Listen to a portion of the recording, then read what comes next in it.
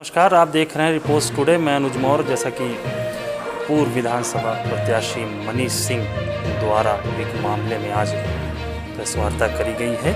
क्या है पूरा मामला, आइए जानते हैं इससे।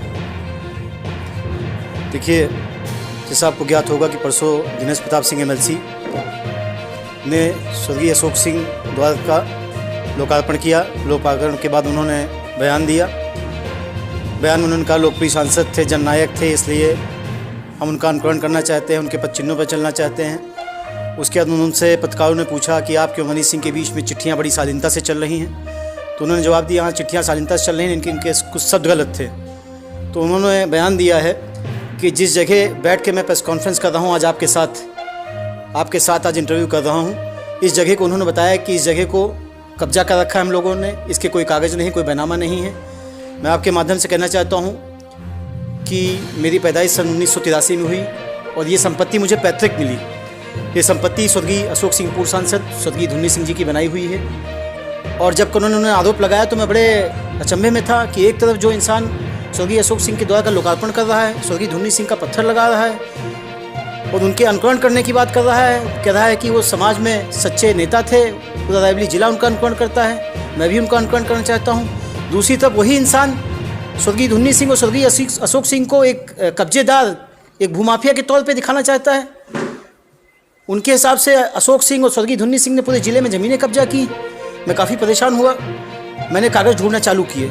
जब मैंने कागज़ ढूंढना चालू किया तो मुझे बहुत पुराना बैनामा मिला, जिससे मुझे जानकारी हुई कि 1970 में इस ज़मीन का बैनामा भोलानाथ सिकरिया जी द्वारा लिया गया स्वर्गीय अशोक सिंह के नाम पे, जो उस समय नाबालिग थे, और हमारे बाबा जी के क्या कहते हैं संरक्षण में वो बैनामा हुआ।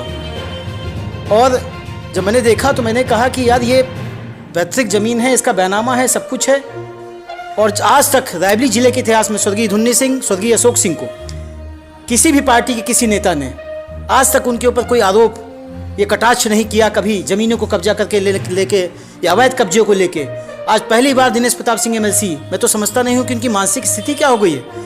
एक तरफ वो उद्घाटन करते हैं द्वार का पत्थर का, उनको जननायक बताते हैं, दूसरी तरफ शाम को आते हैं और सीधे सीधे उनको भूमाफिया घोषित कर देते हैं। मैं इस रायबरेली की जनता की तरफ से दिनेश सिंह से कहना चाहता हूं कि रायबरेली की जनता आपको कभी माफ नहीं करेगी। रायबरेली की जनता आपकी मंसूबों को समझ चुकी है कि आप अशोक सिंह और स्वर्गीय धुन्नी सिंह का नाम खाली अपने राजनीतिक इस्तेमाल के लिए पैदा करना चाहते हो। आपका क्या कहते हैं मनोस्थिति बिगड़ चुकी है। एक तरफ आप स्वर्गीय अशोक सिंह और स्वर्गीय धुन्नी सिंह का अनुकरण कर रहे हो, दूसरी तरफ उनको भूमाफिया घोषित कर रहे हो। आपको रायबरेली की जनता कभी माफ नहीं करेगी। आने वाला समय आपको इतिहास बता देगा रायबरेली का क्या है। और मैं चाहता हूं कि अगर आपको थोड़ी भी शर्म बाकी हो तो आप तत्काल पूरे रायबरेली की जनता से स्वर्गीय अशोक सिंह और स्वर्गीय धुन्नी सिंह के बारे में जो अपशब्द बात आपने कहे, जो उनको कब्जेदारी और अवैध जमीनों को लेकर कब्जे की बात कही है, उसके लिए आप तत्काल पूरे जिले से माफी मांगिए।